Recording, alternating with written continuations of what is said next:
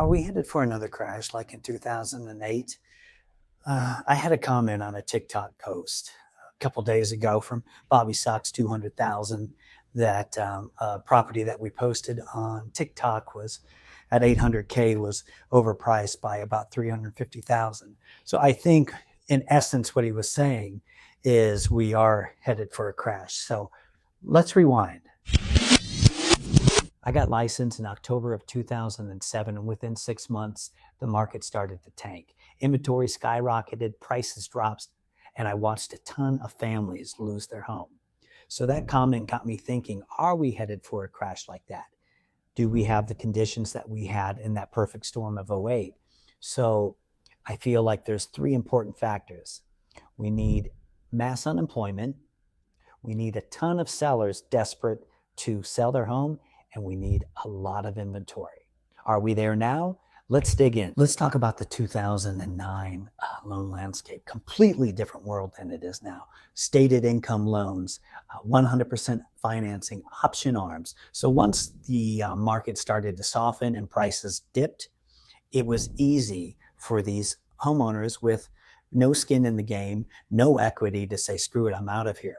I'll do a short sale, just let the bank take it. And at that point, Leanne and I were working a ton of short sales. So I can remember at the bottom of the market, us selling a pair of $24,000 condos. So we do know that 2008 market. So how does that compare to the world today? So CoreLogic estimates that the average homeowner is sitting on about $298,000 in equity. Redfin estimates that homeowners with a mortgage, 62% of them have a rate under 4%. And then 39% of homes in the US are owned outright with no mortgage. So that's a huge difference between today's world and 2008. And with those low interest rates, that's a reason why a lot of these homeowners refuse to sell right now, because they don't want to let go of that low rate. So who might be vulnerable? It's not the 39% that own their home outright. It's not the 62% with the 4% or under interest rate. So in 2020 to 2023, there were 22.6 million homes sold total in the country. So roughly about 30% of those were first-time home buyers. So that's about 6.9 million people around the country. So out of 84 million owner-occupied homes, that's only about an 8% share of the market for that group of people. And they're the ones that are more exposed than everyone else. So let's go back to the 800,000K home that was supposedly overpriced, 350,000. So, the crash values dropped 40%. Let's just say it goes half that bad, 20%. So in this scenario, that home at 800 would then be worth 640K. Now, in that scenario, that seller also bought his home in 2018 for 475K. So they're still sitting on equity. They're not upside down. They can sell, they can move for a job and buy something else. And let's say they bought more recently and did have less cushion, but locked in that 3% rate. Now they could rent it out and maybe break even while relocating. So that's still a soft landing. It's not 2008. So the truth is, most people didn't buy at the peak with 3% down. They bought earlier. They sold their home. They took that equity, rolled it into the new property. So they're not upside down and they're not desperate to sell. In fact, they're super comfortable where they are. So it's not about the rates.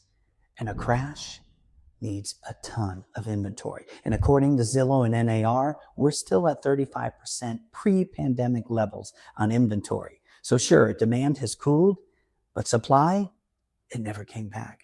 I've been thinking about people waiting for that perfect time to buy.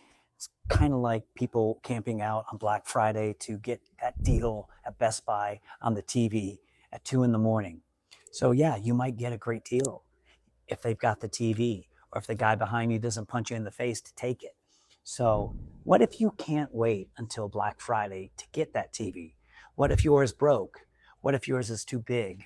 Or what if it's too small? Or what if your ex-wife took the one that you have and now there's just an empty space on your wall? Like your life. People don't buy homes for perfect timing.